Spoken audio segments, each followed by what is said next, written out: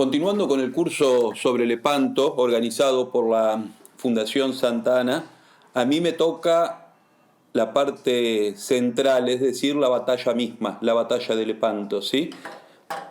Batalla que fue la más importante, la batalla naval más importante de la historia de la humanidad hasta ese momento. Y según los especialistas en la guerra naval, la más sangrienta de todas. Batalla que, de no ser ganada por la cristiandad, la historia sería otra. Quizás el islamismo hubiera triunfado sobre Europa muchos siglos antes que ahora, ¿no? Y antes de adentrarme específicamente en el conflicto propiamente dicho, quisiera precisar un par de conceptos. Primero, que la guerra de los cristianos contra el turco en el mar Mediterráneo es una guerra larga, de larga duración. Podemos inclusive hablar de una guerra de 3 siglos de duración, que sostiene principalmente la España o las Españas, ¿sí? Desde el siglo XVI, XVII, XVIII, inclusive desde fines del siglo XV, contra el avance musulmán en el Mediterráneo, contra el avance musulmán turco en el Mediterráneo. Hay que recordar que la Reconquista, que duró 8 siglos, continuó con el descubrimiento de América, pero también continuó en África, con las expediciones al norte de África que hace el cardenal Cisnero, como por ejemplo la conquista de Orán, para mantener a los turcos lejos de la península y evitar lo más posible la acción de la piratería turca, islámica, bereber, en el mar Mediterráneo. Tema que no se habla demasiado, pero que fue sumamente grave para las poblaciones cristianas mediterráneas, que la tuvieron que sufrir en carne propia durante siglos y que esclavizaron a más de 1 millón de cristianos en el Magreb, sobre todo. Tema tabú aparentemente, porque es un tema que nadie investiga salvo pocas personas y no es un tema académico, no se habla de él, cuando tuvo una importancia en aquella época enorme. Para empezar, les quería contar que me he basado básicamente en 2 obras. Una es de un historiador francés, Jean Dumont, un hispanista de renombre. Su obra, Lepanto, la historia oculta. Excelente. Y continuando con la línea histórica que marca Jean Dumont, he utilizado también a otro francés, a otro historiador francés, Jacques Herz, el más grande medievalista del siglo XX, en su obra Historia de los berberiscos. Inclusive, quiero también precisar que esto que ocurre en Lepanto es un hecho de la confrontación entre 2 tipos de imperio. El imperio generador, es decir, el imperio hispánico. ¿Por qué generador? Porque es un imperio cristiano y con una gran tradición romana. Civiliza, lleva lo mejor que tiene a otras partes del mundo para incorporarlos a su civilización en un mismo plano, llevando sobre todo la vida eterna, es decir, la palabra de Dios. En el otro tenemos el imperio opresor, depredador, el imperio que destruye, que consume todo a su paso para beneplácito y gozo de algunos pocos, y ese es el imperio turco. Como, por ejemplo, más adelante lo será el imperio inglés, el imperio colonialista, imperialista inglés. Bien, pero eso sería para analizarlo en otro curso. El imperio depredador turco creció exponencialmente a partir de una serie de conquistas que se producen cuando cae Constantinopla en el año 1453. Se expandió por la península de los Balcanes, llegando inclusive hasta las puertas de Viena, como vamos a ver, y conquistó a los pueblos musulmanes en el norte de África. Y este imperio tenía una particularidad.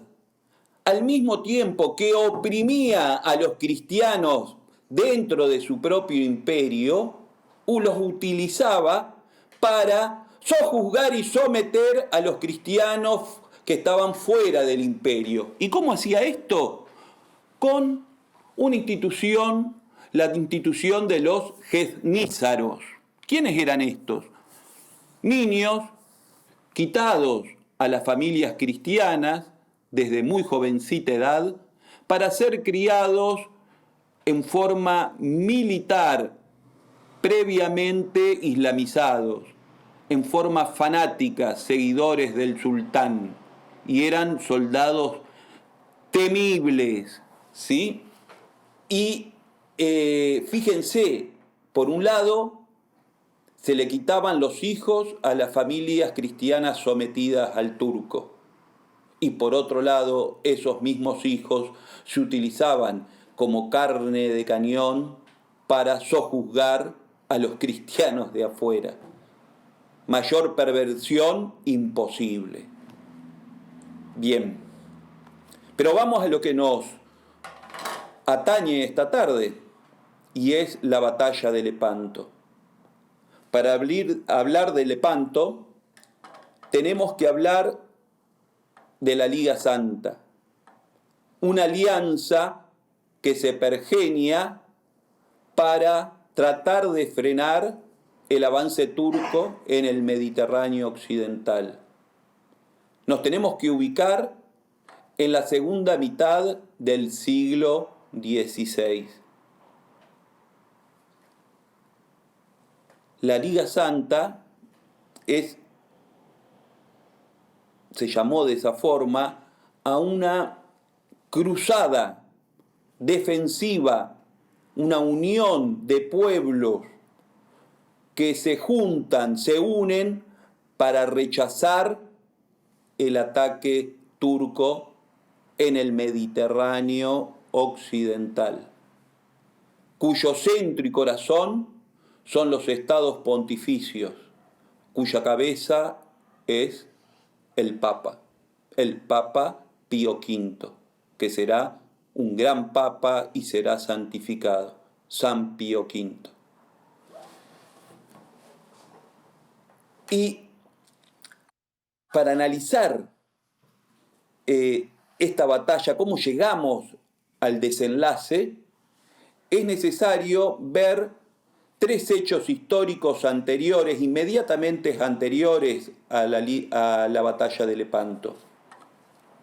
Tenemos que empezar con el sitio de Malta, que ocurrió entre mayo y septiembre de 1565. La pequeña isla de Malta, ubicada al sur de Sicilia, entre Sicilia y Túnez, ocupa un lugar estratégico fundamental para controlar el Mediterráneo. Siempre lo ha sido. Y Malta estaba en ese entonces en poder de los caballeros hospitalarios.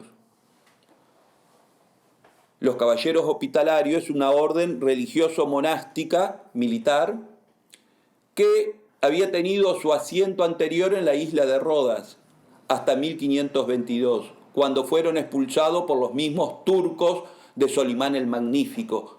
refugiándose luego en Mesina y terminaron en la isla de Malta, que se las otorgó el famoso emperador Carlos V en 1530. Y en esta isla, el gran maestre de la orden, Jean Parisot de La Valette, actualmente la capital de la isla de Malta se llama La Valette en honor a él, fue el que organizó la defensa de la misma. Los turcos la atacaron con una enorme flota y un enorme ejército. Y los caballeros hospitalarios eran superados en más de 10-1. Sin embargo, ofrecieron una resistencia heroica que obtuvo el triunfo. Los jefes turcos fueron el almirante Piali Bajá y el jefe del ejército Mustafa Bajá. Y ellos desembarcaron en Malta y al principio no hubo una gran resistencia. Tomaron preso a un caballero, al caballero de la Rivière, y a este caballero lo torturaron para que les indicase el punto más débil de la defensa de Borgo, donde estaba el núcleo de la orden. Y este caballero, bajo las torturas, les miente, les indica que el lugar más débil en realidad era el punto más fuerte de la defensa de Borgo, la Torre de Castilla. Y ahí se dirigieron los turcos y fueron, por supuesto, totalmente derrotados. Inmediatamente lo asesinaron a este caballero. Y la situación, el sitio se acrecentaba, la situación empeoraba en Malta, y quien va a salvar la isla y va a dar una victoria a los cristianos es un personaje que después va a tener una destacada acción en Lepanto, el almirante Andrea Doria, el genovés Andrea Doria, súbdito del rey de España, quien va a llevar una expedición de socorro, pese a que el virrey de Sicilia no lo quería hacer, a Malta y obtener el triunfo. El otro acontecimiento casi contemporáneo al hecho es la rebelión morisca de las Alpujarras. Acá, en este hecho, hay que tener en cuenta que muchas veces se lo presenta simplemente como una pequeña rebelión de los moros campesinos descontentos con la situación en la península, en el antiguo reino de Granada. Sin embargo, no es así. Así como participan los moros que vivían en Granada, reciben un importantísimo apoyo, o iban a recibir un importantísimo apoyo, de los turcos del norte de África, comandados ni más ni menos que por el rey de Argel. Y el rey de Argel, Aluj Ali, que luego también tendrá una destacada actuación en la batalla de Lepanto. Las Alpujarras ocurrieron entre el año 1568 y 1571, principios de 1571. Terminaron justo en el mismo año de la batalla de Lepanto. Y me gustaría destacar de esta guerra en Granada el intento de apoyo que recibieron los moros desde África del Norte, desde Argel. Por ejemplo, Aluj Ali había organizado una flota de desembarco compuesta por más de 30 galeras y buques de transporte para transportar miles de hombres y armas, que por suerte no pudo hacerlo porque fue completamente desbandada por una gran tormenta. Además de haber preparado más tarde un enorme ejército de casi 100.000 hombres para conquistar Orán y pasar a Andalucía, y Alí no lo hizo porque se enteró de los preparativos cristianos en la península itálica para defenderse de los turcos de Alí Pasha. Esta rebelión va a ser, luego de varias fases, sometida y pacificada la región. Los tercios que participan en esta guerra contra los turcos en Granada son los mismos tercios que van a participar en Lepanto.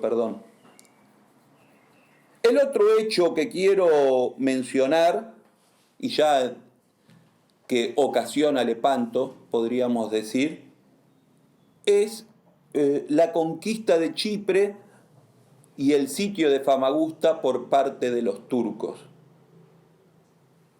La isla de Chipre y la isla de Creta eran las dos grandes islas que le habían quedado a la Serenísima República, a Venecia, en el Mediterráneo oriental. La otrora poderosa Venecia, que había creado un gran imperio comercial, ante el avance turco, había ido perdiendo posición tras posición y se vio sometida a tener que comerciar con los turcos, previo pago, obviamente, de un tributo anual. Sin embargo, los turcos decidieron que la isla de Chipre tenía que pasar directamente a su poder y enviaron un ultimátum a los venecianos para que abandonen la isla. Por supuesto que estos no quisieron hacerlo. Ya no gobierna más el imperio turco. Solimán el Magnífico ha fallecido, pero está su hijo, Selim II. Y Selim II, según cuentan algunos historiadores, fue muy influido por un judío sefardí, José Nasí, que se había hecho muy amigo de él y le contaba las bondades que había en Creta y en Chipre. Y este José Nasí tenía un odio particular a los venecianos, porque parte de su familia había sido expulsada de Venecia por su falsa conversión al cristianismo. Y entonces, cuentan algunos historiadores, que le daba de tomar mucho vino a Selim II procedente de Creta y de Chipre. Y de ahí a Selim II se le hizo la fama de borracho, ¿no? De beodo. Pero bueno, esto es más leyenda que otra cosa. La causa principal del ataque turco a Chipre es salvar el honor que ha sufrido el imperio turco en la derrota reciente en Malta. Y no por nada son los mismos jefes turcos que fueron derrotados en Malta los que llevan adelante la operación en Chipre. Alí Pasha como comandante de las tropas y Pialí Bajá como comandante de la marina. Y la desproporción de fuerzas va a ser enorme. 150.000 turcos invaden Chipre contra apenas 7.000 defensores venecianos. En Chipre se organizaron 2 puntos de resistencia. Uno en la ciudad de Nicosia, al mando de Dándolo. El otro en Famagusta, al mando de Bragadino. Nicosia soportó durante unos meses el sitio, el asedio, pero llegó un momento en que la marea turca era imparable. Ante esta situación, Dándolo, previa negociación con los turcos, de que le iban a respetar la vida a los venecianos y dejarlos partir, y que se iba a respetar la ciudad, abrió las puertas y entregó la ciudad de Nicosia. Sin embargo, el ejército turco ingresó a la ciudad y lo arrasó todo, violando y destruyendo, especialmente a los cristianos occidentales, que todos fueron muertos, hombres, mujeres y niños. 20.000 personas murieron ese día, según las crónicas, y otros 2.000 jóvenes, hombres y mujeres, fueron esclavizados y enviados a los remos, a las galiotas o a los harenes turcos, que daba Famagusta. Mustafa inició la operación convencido de que se iba a rendir la pequeña ciudad, plantando la cabeza de Dándolo en una pica delante de la ciudad. Esos fueron sus términos, ¿sí? Bien explícitos. Sin embargo, la determinación de los venecianos es grande. Hay que resistir. Tenían la esperanza de un auxilio desde Venecia, y el sitio se prolongará por casi un año. La ciudad estaba preparada para defenderse, y Bragadino, comandante de la plaza, rechazó constantemente todos los ataques turcos, y Mustafa cada vez se inquietaba más. Pero, salvo algunas galeras que llegaban y traían víveres, el ejército de socorro tan esperado no llegaba. Ya agotados, heridos, sin alimentos, sin pólvora, sin casi capacidad de resistencia, Bragadino decide pactar con Mustafa, el jefe turco, y rendir la plaza. Logra un excelente acuerdo con Mustafa. Mustafa le dice que sí a todo, porque en realidad no pensaba hacerlo. Mustafa les promete la vida a todos los que se rindan, pero ante la rendición, Mustafa va a proceder a aniquilar a los venecianos, inclusive él mismo con sus propias manos, y con Bragadino va a ser especialmente cruel.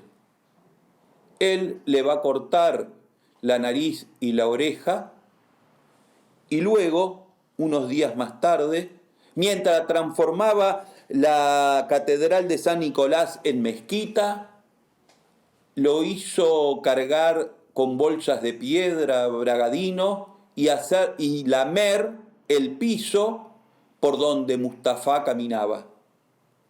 No contento con esto, lo hizo colgar de un mástil, de una galera, para burlarse de él y mostrarle que el socorro tan esperado por él no iba a llegar. Pero acá no terminó. Sacado del mástil, lo va a hacer desollar vivo, y luego de esto va a morir media hora después. Para los que no saben qué es desollar, es quitarle la piel, como si cueriásemos un animal. Eso es desollar. El magnánimo Mustafa y el magnánimo turco muestra lo que son. ni cumplen los pactos y son crueles como ninguno.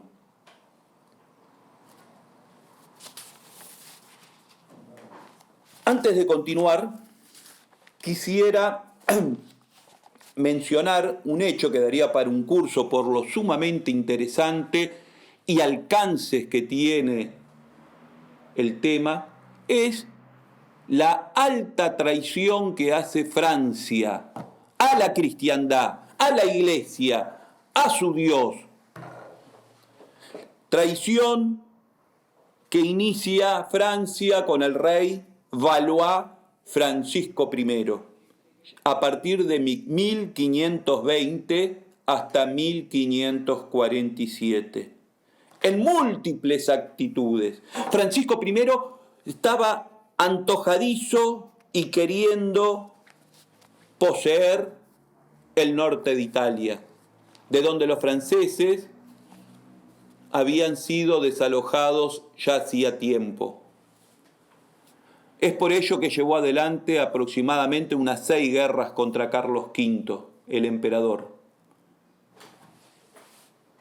Sin embargo, no tenía límites en sus ambiciones y con tal de vencer al rey Carlos V, cristiano como él, y de un país hermano, se aliaba con el demonio si era necesario, en este caso con los turcos. Lo hizo apoyando la sublevación de los moros en 1519 en Granada. Lo hizo apoyando la ocupación de Hungría por los turcos de Solimán en 1526, cuando los turcos en la batalla de Mohacs derrotan y dan muerte al rey húngaro Luis. Lo hacen cuando los turcos llegan a las puertas de Viena en 1529, pactando con los turcos. Esta traición fue tan grande que hasta los príncipes protestantes del reino de Germania, viendo esta ignominia, se pasaron del lado del católico Carlos V para ayudarlo contra los infieles turcos, mientras Francisco I atacaba en Italia, aliado con los turcos. Y llegó aún más lejos.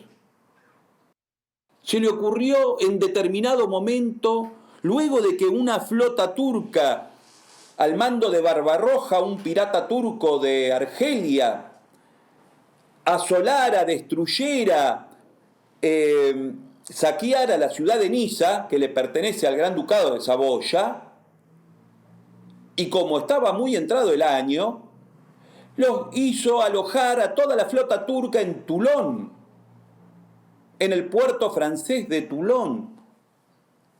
Esto ocurrió en 1543, desde donde siguieron asolando otros territorios cristianos, utilizando la base francesa de Toulon.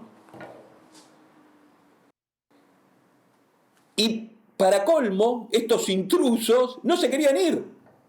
Tuvo que pagar el rey francés para que se vayan, sobornarlos para que se vayan. Se convirtió ya en un hazmerreír de todo el mundo cristiano, Francisco I. Él va a morir y lo va a suceder su hijo, Enrique II, quien va a continuar esta misma política de apoyo a los turcos.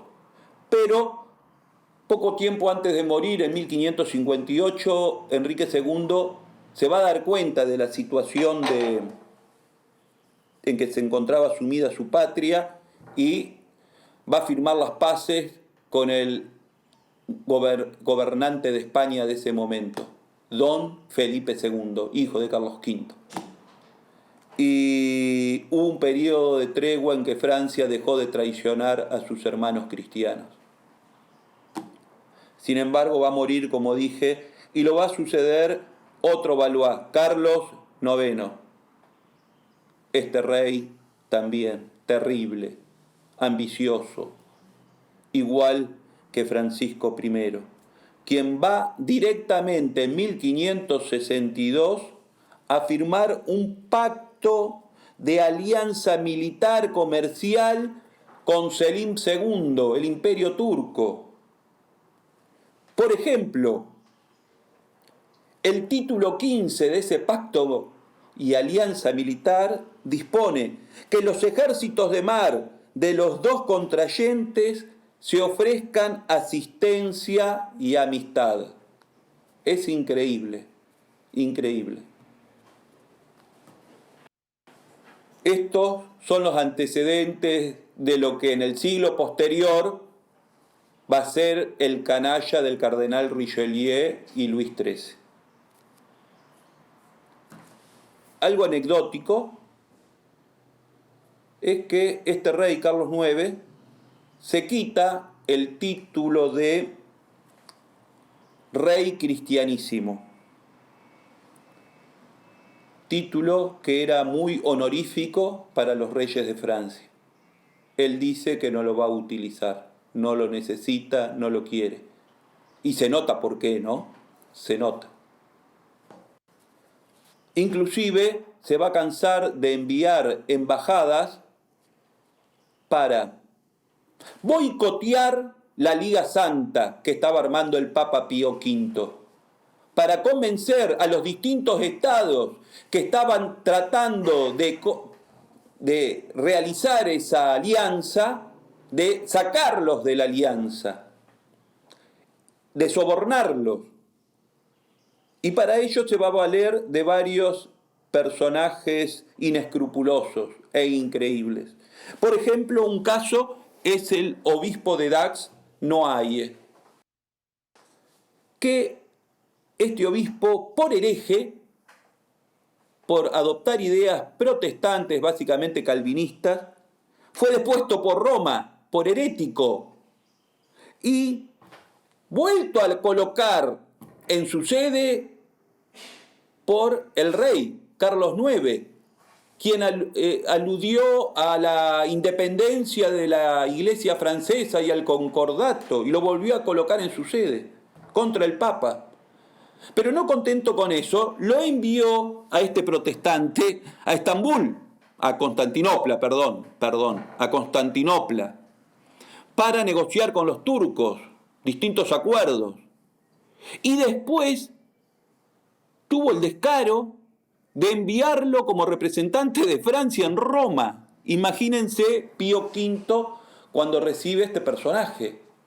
Se enfureció tanto que lo hizo declarar persona no grata y así se lo expulsó de Roma.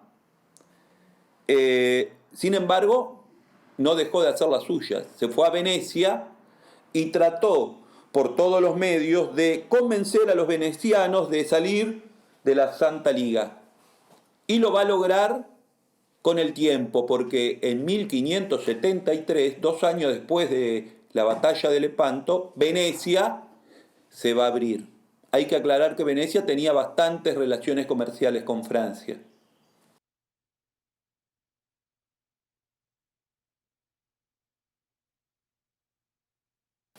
Y quería ser un poquito más específico en algo que es más cercano a lo nuestro.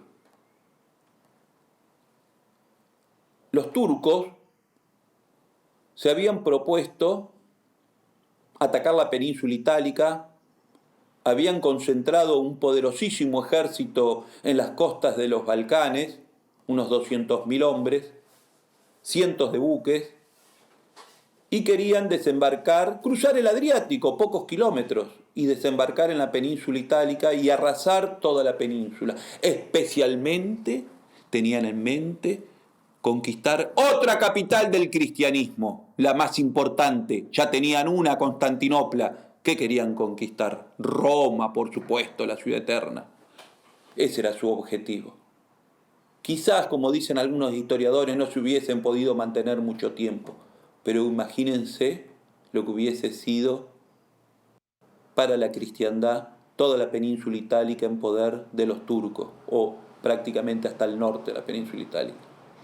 Y el sufrimiento de las poblaciones, y la pérdida de obras de arte, y el estado de la iglesia.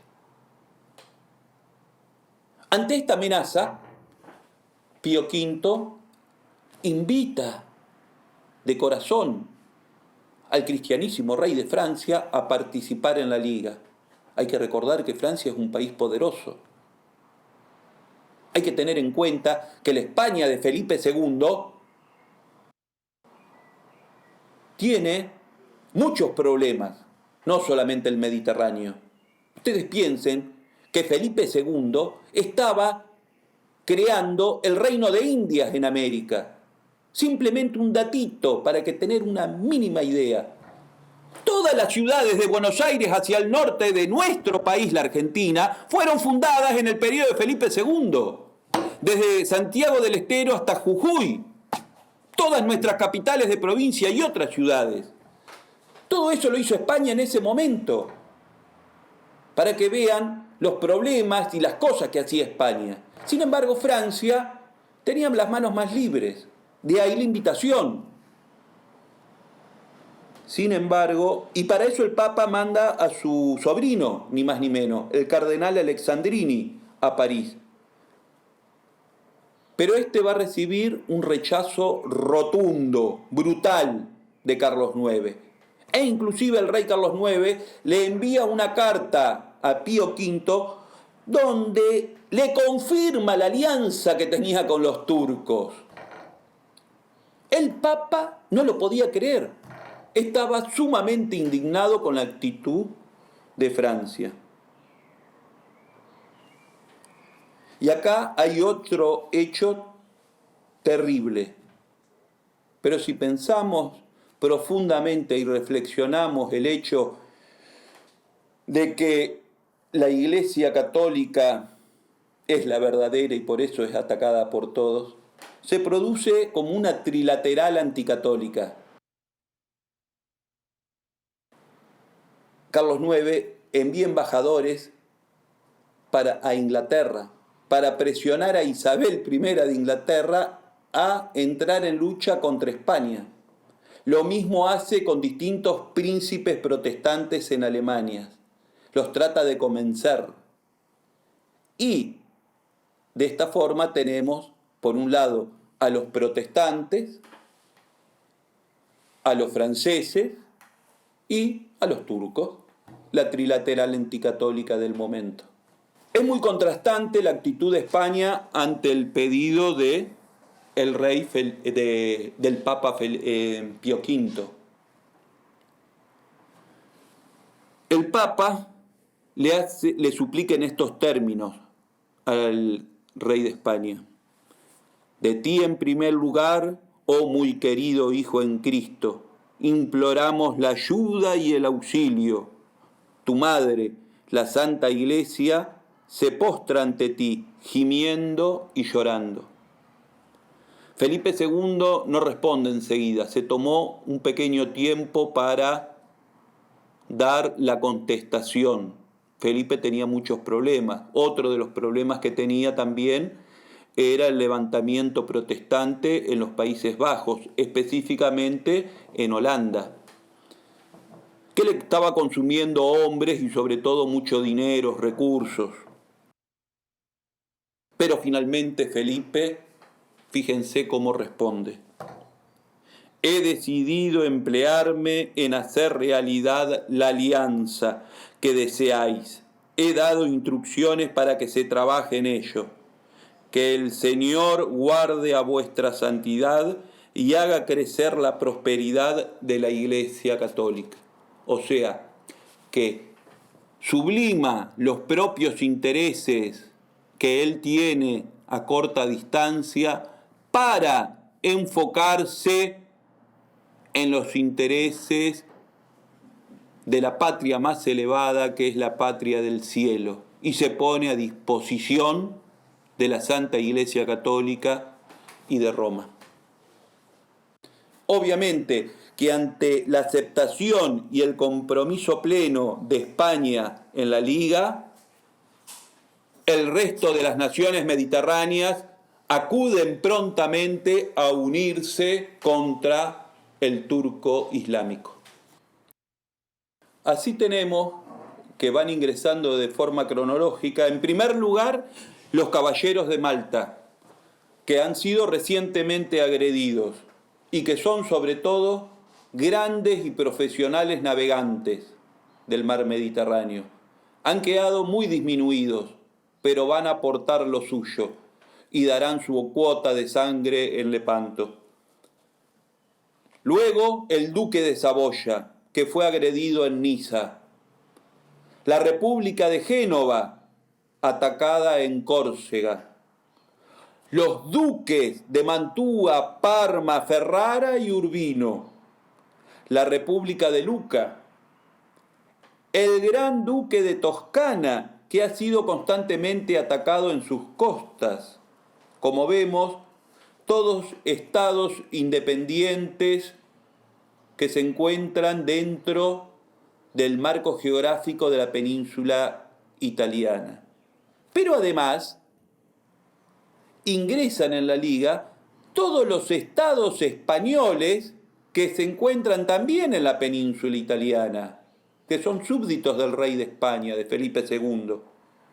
Cerdeña, Milán, Nápoles, Sicilia. Y, por supuesto, los estados pontificios y Venecia. Estos serían, junto con la España peninsular, los que forman la Liga Santa, con la gran ausencia, la traidora Francia. Acá viene una cuestión crucial, muy bien resuelta por Felipe II y el Papa Pío V.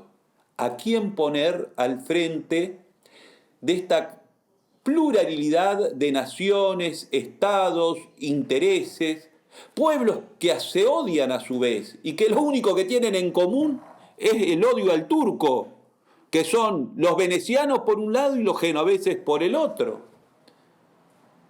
Y Pío V y Felipe II eligen a un joven príncipe de la más alta realeza, el hermanastro de Felipe II, hijo natural de Carlos V, Juan de Austria, joven guerrero de apenas 26 años cuando recibe este encargo por parte de su hermano.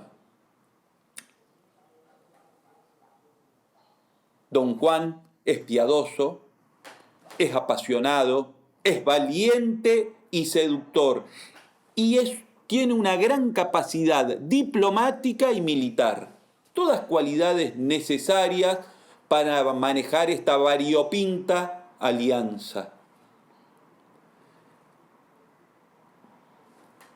Y esto es importante porque pasó en otras ligas anteriores que cada estado tiró para su lado y muchas veces en direcciones opuestas, lo que hizo fracasar esas operaciones. De ahí la necesidad de colocar como jefe supremo a alguien que por abolengo está por encima de todos ellos. La brillante elección de don Juan de Austria.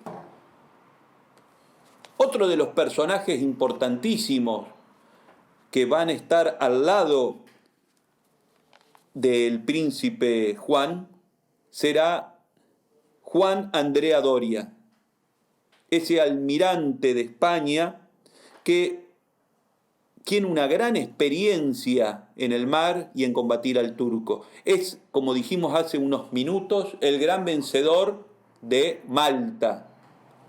Y por supuesto que es un genovés, es decir, enemigo natural de los venecianos.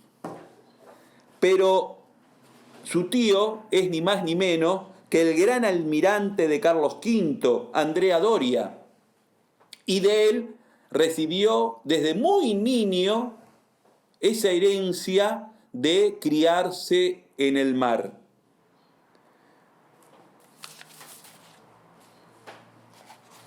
Simplemente les voy a contar lo que ocurrió para mostrar el nivel de este navegante y de este comandante marino.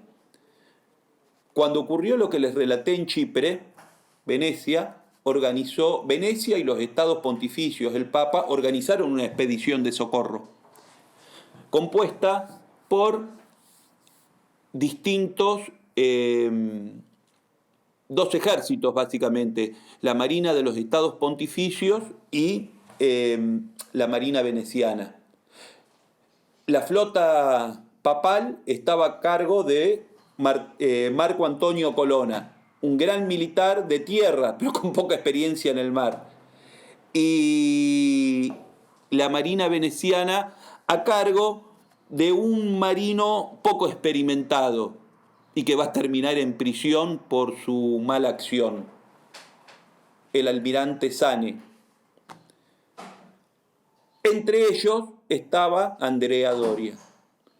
Y en determinado momento esta flota se separó y los venecianos culparon siempre a Andrea Doria de haber huido, de haberlos dejado solos, cuando en realidad la historia no es así, porque Andrea Doria regresó con todos sus buques sano y salvo a la península itálica, debido principalmente a su previsión y a su estrategia y a su arte marinero, mientras que los otros no tenían esto y fueron sorprendidos por una tormenta y en vez de alejarse de la costa, la tormenta los precipitó contra la costa y destruyó prácticamente todas sus embarcaciones.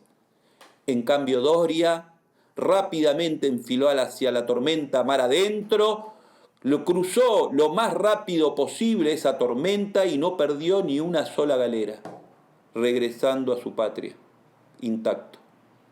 Como vemos, después hubo una investigación que lleva adelante la República de Venecia y Andrea Doria salió completamente indemne, mientras que el veneciano Sane terminó sus días en prisión. Luego, la historia tergiversó los hechos, pero esa es la realidad. ¿Y a dónde apunto? Andrea Doria comenzó a analizar la situación estratégica de la situación en el Mediterráneo. Y él se dio cuenta, ¿sí?, después de la derrota, que no era plausible a las armas cristianas auxiliar el imperio insular veneciano, a Creta y a Chipre, porque se encontraban demasiado lejos de las propias bases y muy cerquita de las bases turcas, y no se tenía capacidad de hacer esto. Era muy arriesgado. Esto se lo va a transmitir al príncipe Juan de Austria. Y Juan de Austria va a seguir la estrategia indicada por Doria. Y otra de las enseñanzas de esta expedición fue que cuando se conforman estas flotas nacionales de distintos estados, era necesario amalgamarlas y mezclarlas, con un almirante cada flota, pero que cada flota no sea una flota nacional, sino que el almirante manejase una X cantidad de buques aliados de distinta nacionalidad. Y esto es lo que va a también seguir nuestro príncipe Juan de Austria, con un excelente resultado, la victoria de Lepanto. Los turcos no hicieron eso. Ulu Jalí, el mejor líder marinero de los turcos, va a comandar su propia flota y sus propios intereses berberiscos. Y cuando vea en cierto momento la batalla sin una victoria decisiva de ninguna parte, en vez de arremeter y quedarse a revertir la situación, prefiere salvar lo que pueda salvar y huye del campo de combate. Esto no va a ocurrir en las armas cristianas en Lepanto. Continuemos ahora con los preparativos para la batalla. Estos preparativos básicamente se producen en España, en el arsenal de Sevilla, pero hacía falta mucho dinero para armar la flota, y España lo venía haciendo. Cada consejo real en España, el consejo real, el consejo de ministros que administraba cada reino en España, tenía un consejo para la cruzada. Y ese consejo para la cruzada era la encargada de recaudar los fondos de gentes liberales que ponían fondos para una futura cruzada. De esta forma se recaudaron 400.000 ducados anuales. A su vez, hay que tener en cuenta el clero español, que recaudó para esta cruzada específicamente 500.000 ducados anuales. Dinero que provino en su mayor parte de las parroquias de toda España. Como les decía, el arsenal de Sevilla es la que va a alistar y equipar la flota. Ahí se va a alistar la famosa nave capitana, la nave La Real, que va a ser la nave insignia de la flota y donde va a combatir don Juan de Austria. Esta nave tenía aproximadamente 50 metros de eslora, 500 remeros, ¿sí? En la proa del buque, tallado en madera, un gran, gigante y hermoso Hércules, 4 mástiles con velas y detrás del castillo de popa, una imagen hermosa de la Virgen María. Y estaba toda ella pintada en blanco y rojo carmesí. También en Sevilla van a subir a la flota los famosos tercios de Miguel de Moncada y Lope de Figueroa. Estos tercios eran veteranos de las guerras de las Alpujarras. Bien, la flota parte rumbo a Mesina, sur de Italia. En Génova van a embarcar aproximadamente unos 10.000 soldados italianos. Y luego en Nápoles va a embarcar el tercio de Miguel de Padilla. En este tercio se encontraba un soldado ilustre, don Miguel de Cervantes, que tenía aproximadamente unos 24 años de edad. El mismo que 33 años después va a componer la más gloriosa y heroica obra de la lengua española, el Quijote de la Mancha. Cervantes va a perder un brazo en esta batalla y por eso se lo apodará ni más ni menos que el Manco de Lepanto. Bien, la flota va a encontrarse en la Rada de Mesina el 25 de agosto de 1571. Finalmente, el tema es el siguiente, 25 de agosto, y es la época del inicio muy cercana del equinoccio. Y esto en el mar trae tormentas. Recuerden que hay que operar básicamente en verano. El equinoccio marca el inicio del otoño en el hemisferio norte. Y muchos se preguntaban, ¿será demasiado tarde? Sin embargo, nuestro capitán, don Juan de Austria, está decidido y se lanza en pos de la flota turca.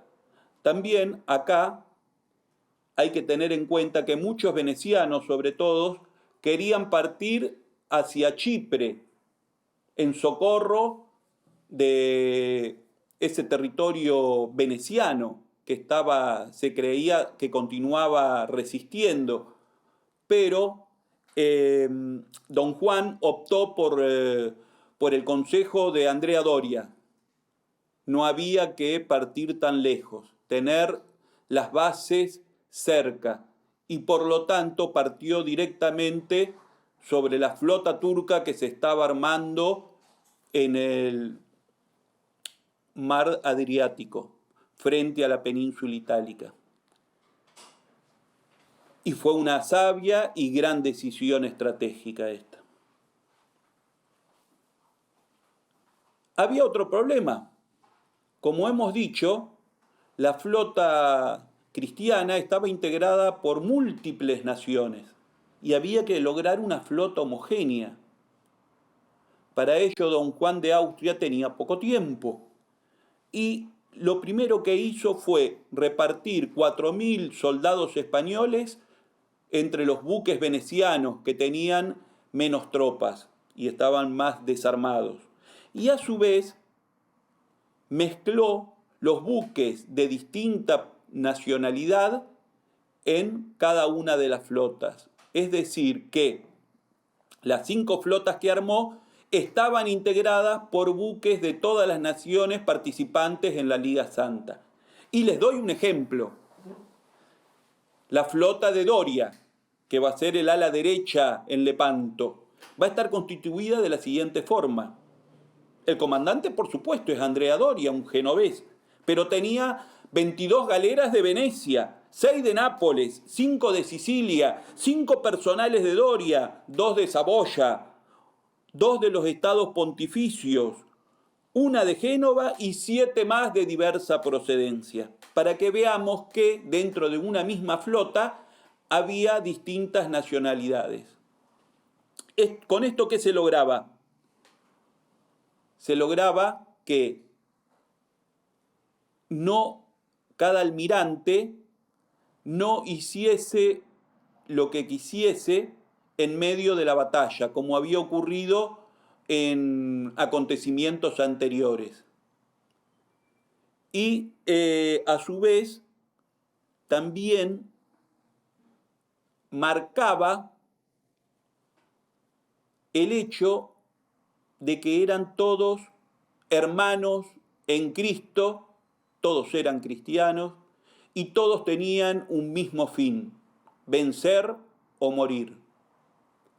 Los hermanaba la cristiandad. La flota de reserva se puso bajo el principal marino español, el Marqués de Santa Cruz, el famoso don Álvaro de Bazán, el mejor de los almirantes de España en la época, que según el Cervantes, el relámpago de la guerra, jamás vencido. Años más tarde, don Álvaro de Bazán va a hundir aproximadamente 64 buques franceses que atacaban el comercio español en las Azores sin declaración de guerra. Sin perder un solo buque, echó a pique más de 60 buques franceses, para que vean quién era este marino. Y ante todo hay que tener en cuenta lo siguiente. El poderío material y militar es importante, por supuesto, pero sobre todo el espíritu. Y el espíritu nos llama a la religión. Y la flota de Lepanto era ante todo una nube de oraciones. Fíjense que en Nápoles, don Juan de Austria había recibido del Papa el estandarte que contenía una cruz de Cristo y debajo la insignia con este signo vencerás, que la impuso a toda la flota. Era la bandera de Lepanto. Antes de partir, don Juan de Austria pidió a la flota 3 días de ayuno, además de la confesión y comunión de la mayoría de los marinos y soldados que partían a la batalla. A su vez, don Juan de Austria colocó en su cuello un fragmento de la Vera Cruz, la famosa cruz que era el insignia en las batallas contra los musulmanes en Tierra Santa. Y hizo colocar en el mástil de la Real un antiguo crucifijo de marfil que era propio de su devoción personal cuando pequeño y que muchos milagros había obrado. Por supuesto, sobre la armadura llevaba el toazón de oro. Finalmente, el 16 de septiembre, zarpa en busca del turco. Pero previo a la salida, y toda la flota de rodillas la recibieron la bendición del nuncio del Papa, que la hizo desde un bergantín. Además, hay que tener en cuenta que cada galera transportaba uno o más sacerdotes, en su mayoría jesuitas, franciscanos y capuchinos. Como vemos y como les dije, la flota de Lepanto, ante todo, era una flota de cristianos que han entregado su futuro a Cristo. La flota zarpa y comienza a buscar al turco. En un principio no saben dónde se encuentra, se envían exploradores en distintas direcciones. Para colmo, el mar se pone bravo. 3 semanas estuvo don Juan tratando de ubicar a los turcos. En esta búsqueda pasan, por ejemplo, por Corfú, una isla griega, y ahí pueden observar los terribles desmanes y destrucciones que hicieron los turcos en la región. Encontraron una cantidad de cuerpos despanzurrados flotando en el mar. Esto, por supuesto, malas noticias de lo que había pasado en Chipre, decidieron aún más a los cristianos a luchar hasta morir. Finalmente llega la noticia tan esperada. El 3 de octubre se conoce la ubicación exacta de la flota turca. Esta se encuentra fondeada en el Golfo de Lepanto, golfo que separa la península del Peloponeso del resto del continente, de la Hélade, en Grecia, un golfo muy escarpado y profundo. Y entonces don Juan se dirige directamente y resueltamente sobre este punto, y antes de ingresar al golfo es el momento que, según dicen algunos, por incitación de Andrea Doria, aserran los espolones de las galeras, lo cual les permitirá un tiro directo más eficaz sobre los turcos. La flota ingresa al Golfo en el exacto orden que ha propuesto don Juan de Austria, e ingresan por el norte del Golfo, pero lo tenían que cercar completamente, y para colmo este golfo se ensancha por el sur como un embudo descentrado. Era fundamental para los cristianos, al ingresar al Golfo, cercar completamente a la flota turca, es decir, impedirles su huida del lugar, porque si los turcos lograban llegar a mar abierto, los podían tomar por revés. Además, no hay que olvidar que los turcos son mucho más numerosos y poseen galeras más veloces.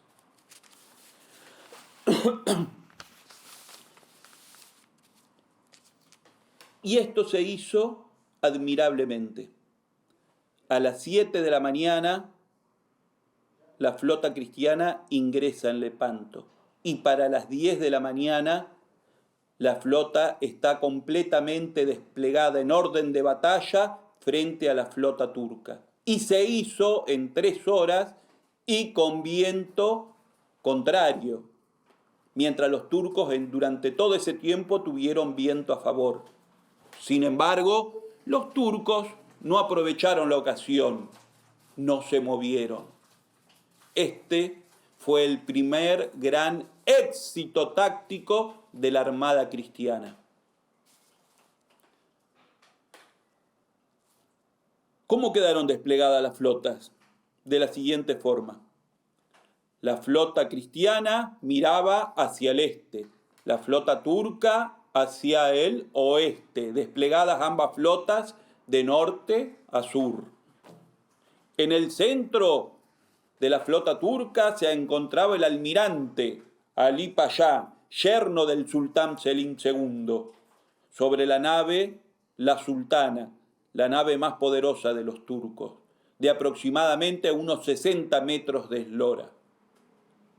Junto con él tenía 96 galeras y más del doble de fustas. Las fustas son una embarcación como una galera pero más pequeña, y una cantidad de buques auxiliares.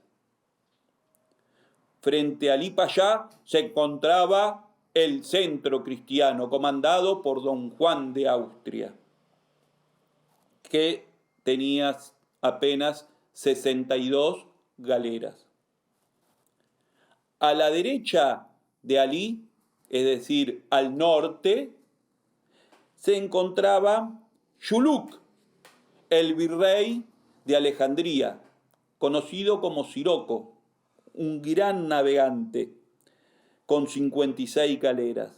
Frente a él se encontraba la flota comandada por el almirante veneciano Barbarigo, con aproximadamente 53 galeras.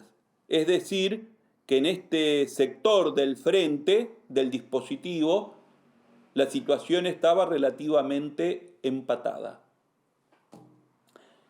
Y hacia el sur, es decir, a la izquierda del despliegue turco, se encontraba el almirante turco más importante, el que más experiencia tenía, el famoso Aluj Ali, que había sido un cristiano renegado de Calabria y se había transformado en un corsario del norte de África, el famoso rey de Argel. Él poseía aproximadamente 96 galeras. Contra él, Juan de Austria envía la flota de Andrea Doria, que apenas tenía 50 galeras. Prácticamente lo duplicaba en número. Como vemos, don Juan de Austria creía en la capacidad técnica y de liderazgo y de mando de Andrea Doria. Esto lo recalco porque muchas versiones y comentarios, sobre todo de los venecianos, acusan a Andrea Doria de no haber participado adecuadamente en el conflicto, en la batalla. Sin embargo, los estudios más modernos muestran que uno de los grandes haces de la victoria cristiana se debe a Andrea Doria, que ya logró un gran éxito, que fue cercar, porque a él le tocó llegar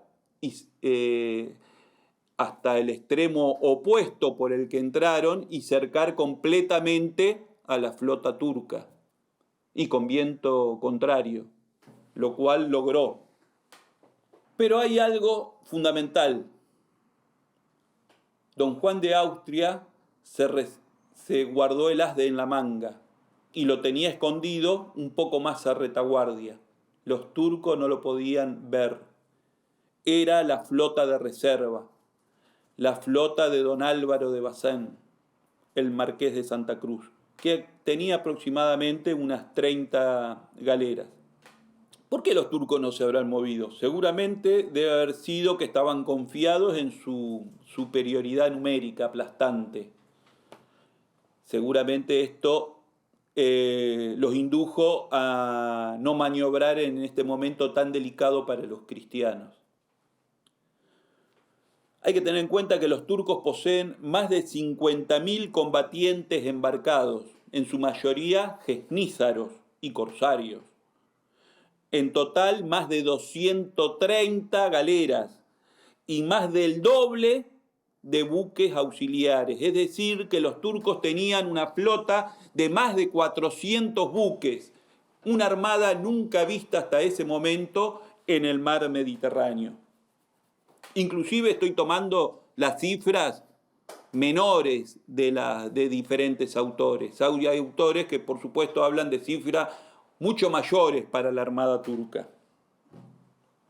La armada cristiana tiene 30.000 soldados de infantería, 50.000 marineros y remeros. Un tercio de los galeotes de los remeros están remando por condenas varias. Los otros 2/3 son hombres libres. En cambio, los remeros turcos, en su mayoría, son esclavos cristianos. De hecho, Pertrev Pasha, jefe del ejército de desembarco en Lepanto, le estaba muy preocupado por ese tema y se lo hizo saber a Ali Pasha. Pero Ali Pasha estaba confiado en la victoria. Sin embargo, unos días antes del 7 de octubre, dio la siguiente recomendación. En el momento del abordaje, ordenad que los remeros cristianos se tumben sobre los bancos de los remeros, de los remos, y al que levante la cabeza, matadlo enseguida. Acá vemos una diferencia importante. Mientras la armada cristiana es una armada compuesta por hombres libres y la armada turca es producto de la opresión. Los turcos, para completar la cantidad de remeros enormes que tenían que completar sus galeras, tuvieron que hacer importantísimas razias en toda Grecia y las islas del Egeo de hombres, razias de hombres, casas de hombres, para completar las hileras de los remeros. Esto, en medio de la batalla, se le va a dar vuelta.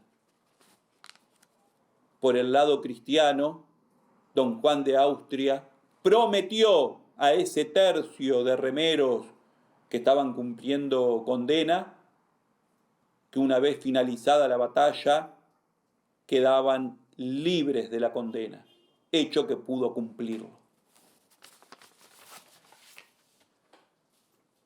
Pero antes de iniciar la acción propiamente dicha, quisiera mencionar algunas ventajas y desventajas de ambos ejércitos.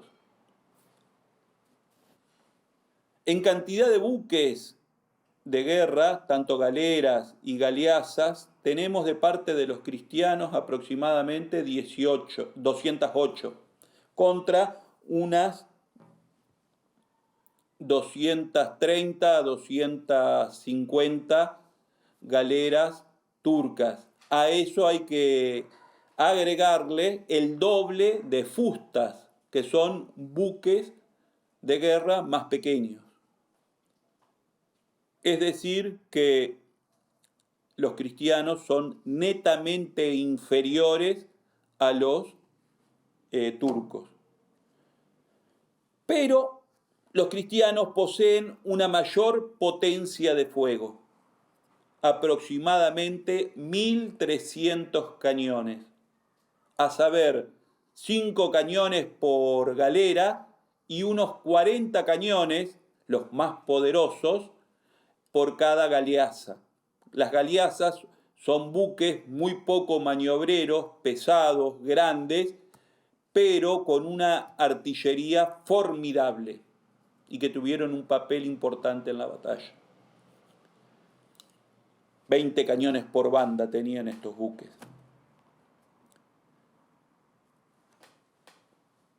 Además, como ya les dije, hay algo importantísimo, y es que los cristianos cortaron los espolones de sus galeras, los altos espolones de sus galeras.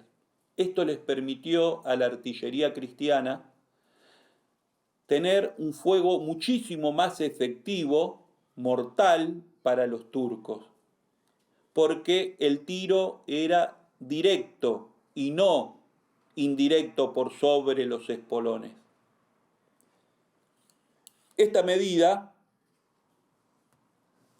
seguramente, y según lo que he leído, se debe a Andrea Doria. Por otro lado, los cristianos poseían gran cantidad de arcabuces de gatillo. Los tercios españoles lo usaban. El arcabuz de gatillo es el antecesor del fusil de asalto y son un arma que ya había mostrado su capacidad en la batalla contra Francia en Pavia, y los turcos no poseían muchos arcabuces. Ellos sobre todo confiaban en los arcos. Igual hay que tener en cuenta que en el tiempo en que se cargaba un arcabuz,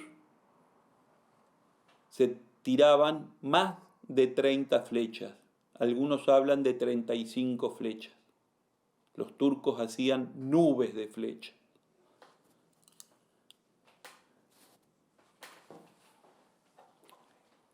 Y aquí hay que tener en cuenta que estas flechas turcas eran famosas porque no era la flecha sola, eran flechas envenenadas, ¿sí? Flechas con veneno. También acá hay otra gran éxito de los cristianos, que fue fortalecer las galeras. Obviamente que se hicieron más pesadas, pero reforzaron con espesos paneles de madera, las batallolas, y colocaron escudos sobre las galeras. Esto les permitió a los soldados que combatían en las mismas protegerse de estas nubes de flechas. Obviamente que las galeras turcas eran mucho más livianas, ligeras y por lo tanto más maniobrables. Por eso, les recuerdo, el éxito que se obtuvo desde el inicio, que fue lograr cercar a la flota turca sin que ésta pueda salir a mar abierto durante el despliegue. No es lo mismo una guerra entablada más bien de cerco que una guerra contra estas galeras tan móviles en mar abierto.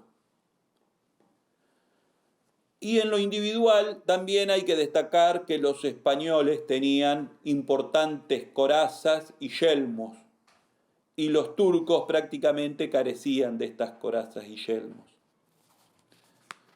Bien. A las 10 de la mañana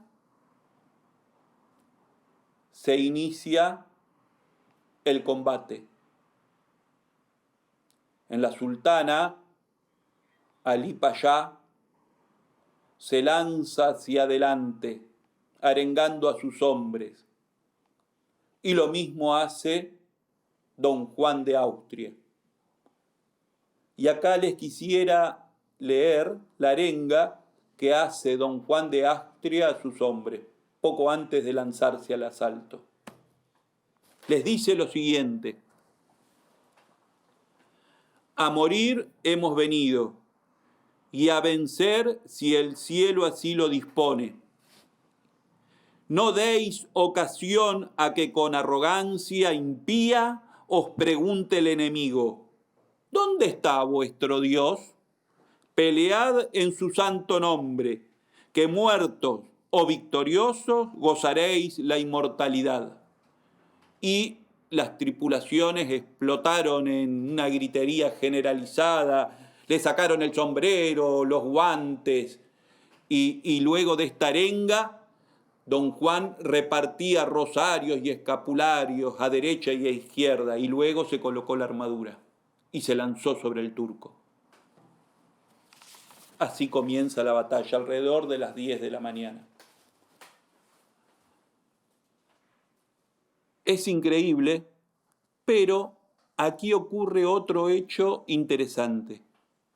Los cristianos tenían viento de frente, contrario, que impedía el avance. Y los turcos vientos de espalda, que favorecía su navegación.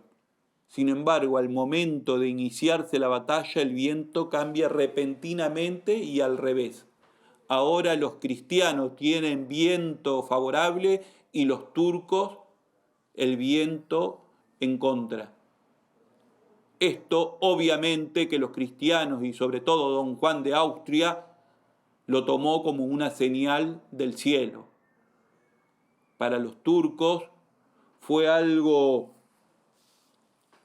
duro de roer porque a partir de ese momento, además de ir más lento en la embestida, el fuego de los cañones, el humo de los cañones, que fue enorme, empezó a cegar sus líneas porque se quedaba sobre ellos.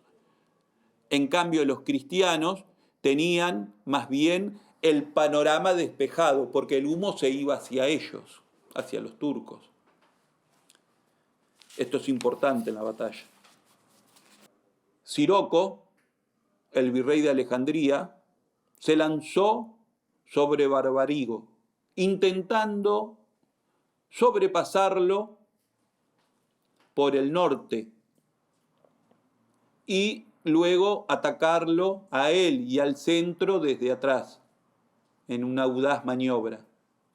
Sin embargo, los venecianos, con Barbarigo a la cabeza, que se vieron sobrepasados en determinado momento, perdiendo varias galeras, lograron frenar a gran parte de los buques de Siroco y luego la intervención de un grupo de buques del centro y de la reserva acabó con la arremetida turca.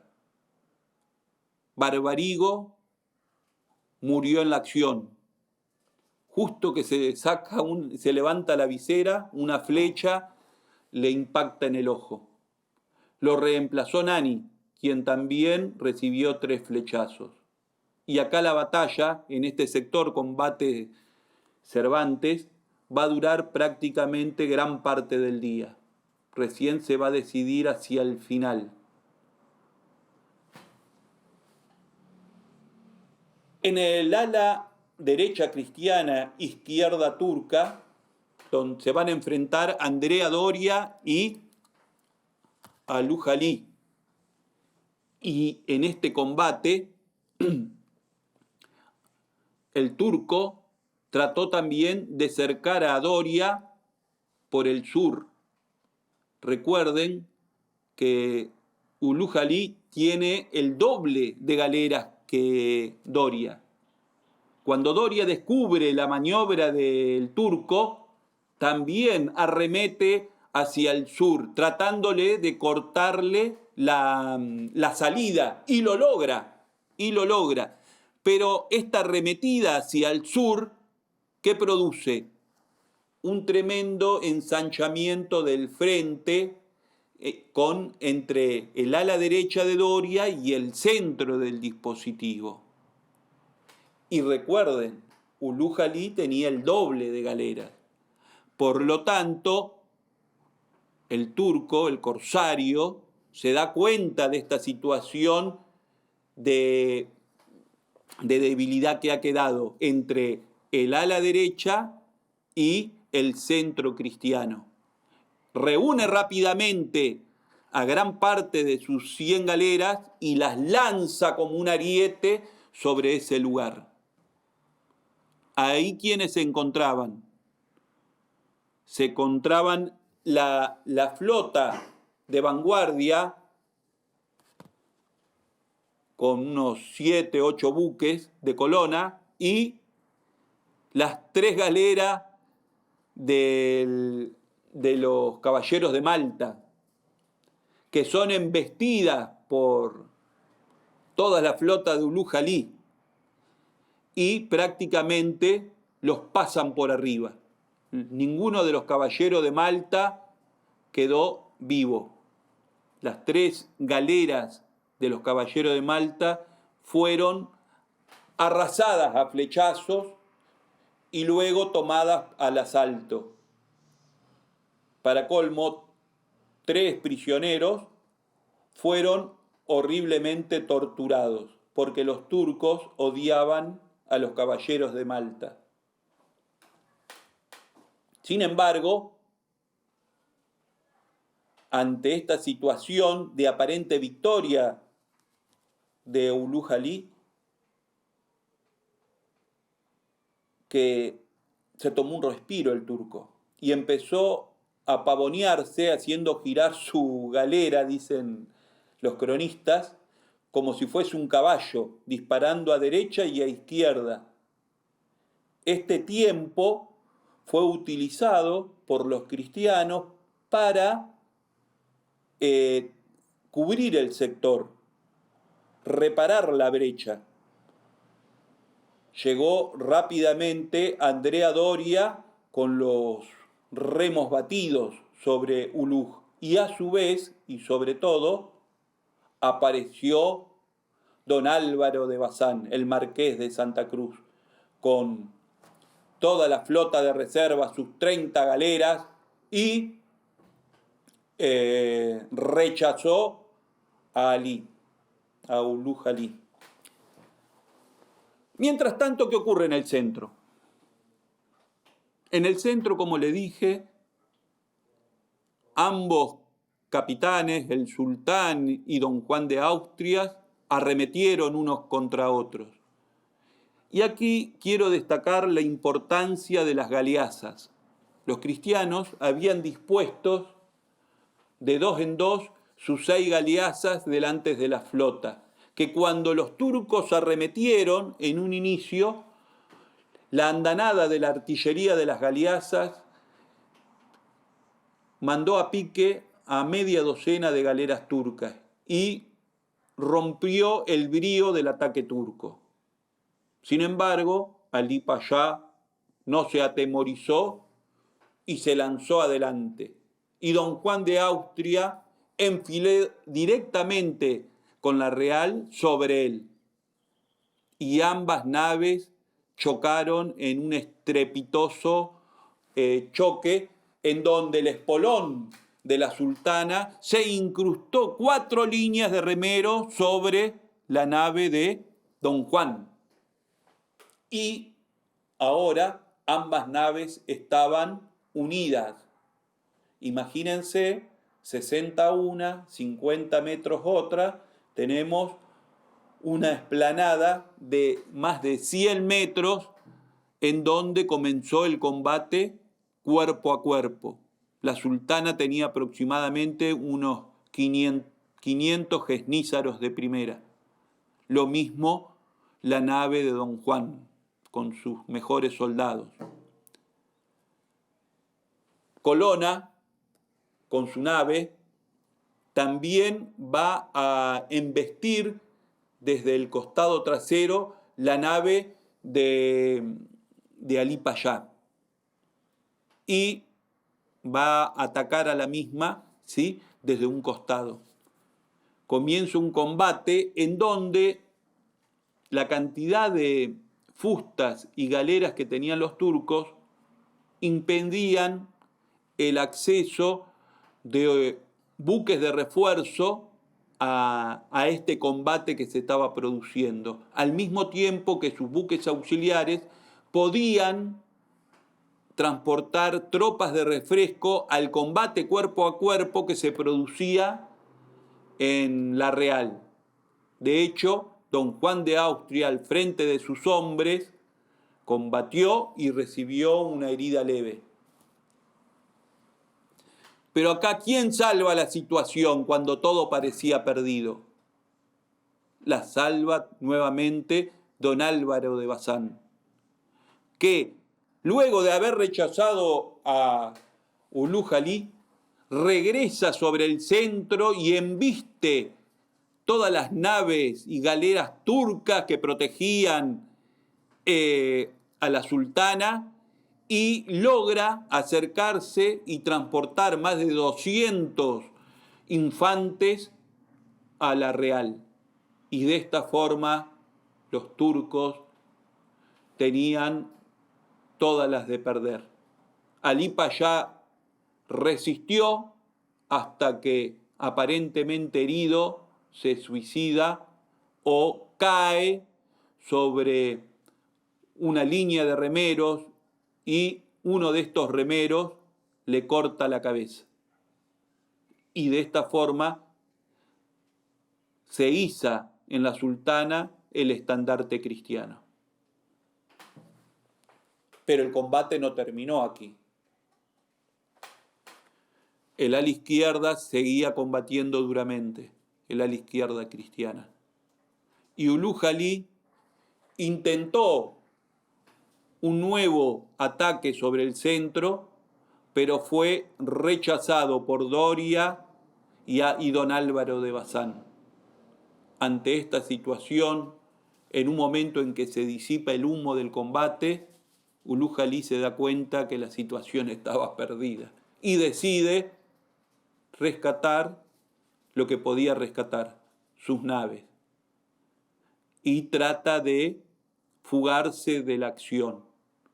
Y no se fuga por el sector donde estaba Andrea Doria.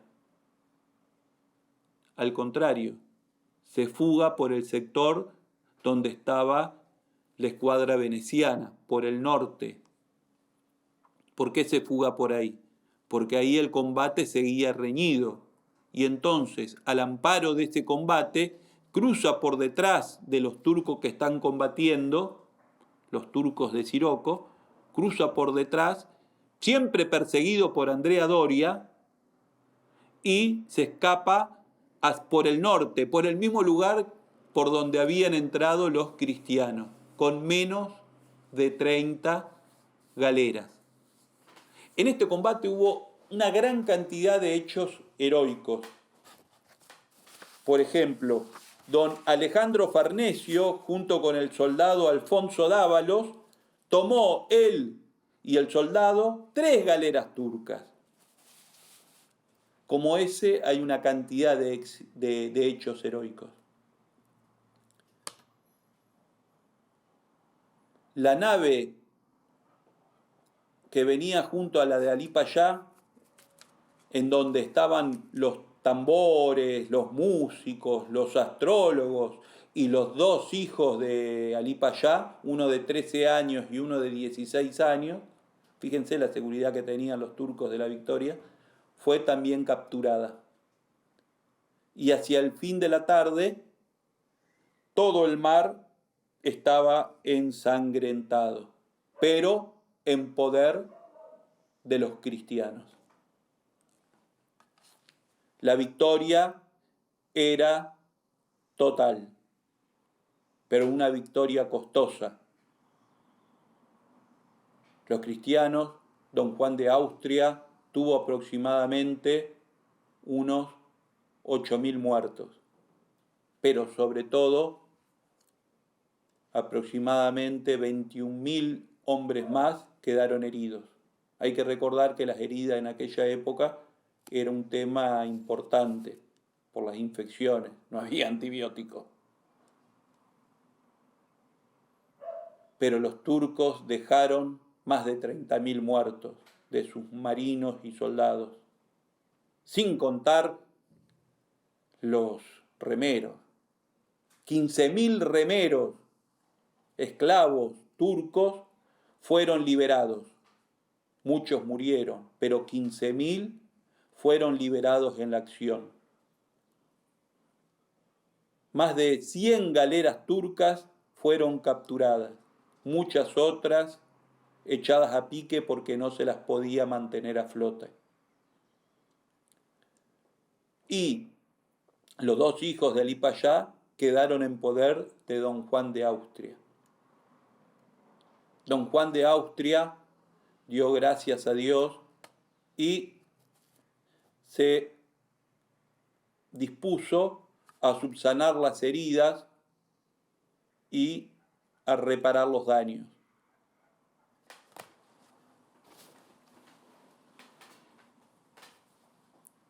Mandando rápidamente el informe al Papa, que ansiosamente estaba esperando el desenlace de la batalla.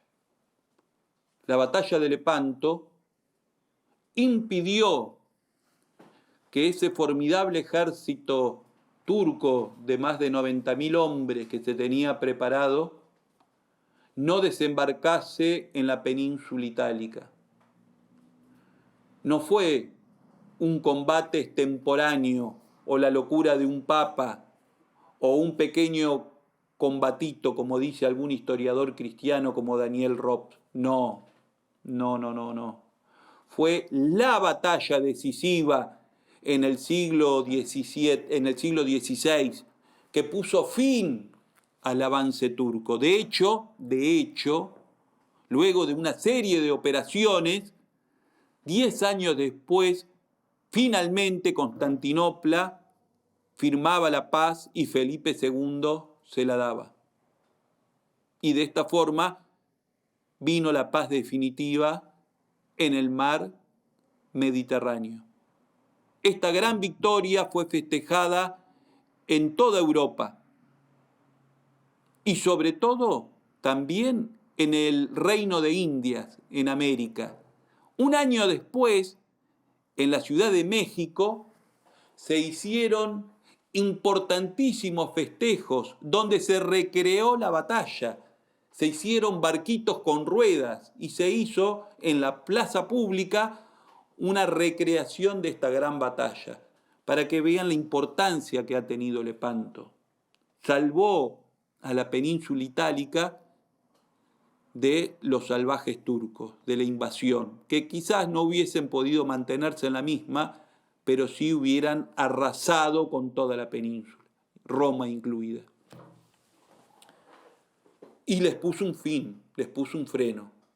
Además, hay otro gran éxito, y es que si bien los turcos en 3 años armaron nuevamente una poderosa flota,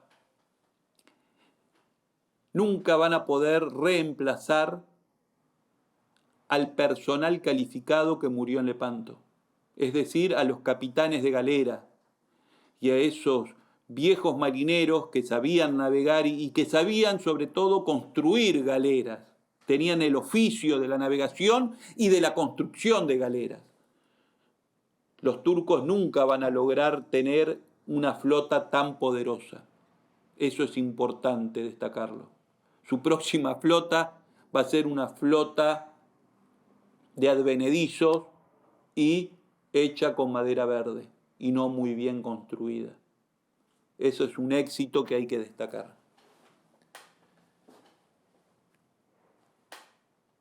Para terminar, quisiera leerles 2 o 3 versitos del famoso poeta sevillano, el Divino Herrera, que compuso con este fin, para celebrar la victoria, en donde consideró a la Armada de la Liga Santa como al pueblo judío que lucha contra los egipcios y que marcha a conquistar Tierra Santa. Dicen así sus primeros 6 versos. Cantemos al Señor que en la llanura venció del mar al enemigo fiero. Tú, Dios de las batallas, tú eres la diestra. Salud y gloria nuestras. Tú rompiste las fuerzas y la dura frente de Faraón, feroz guerrero. Muchas gracias.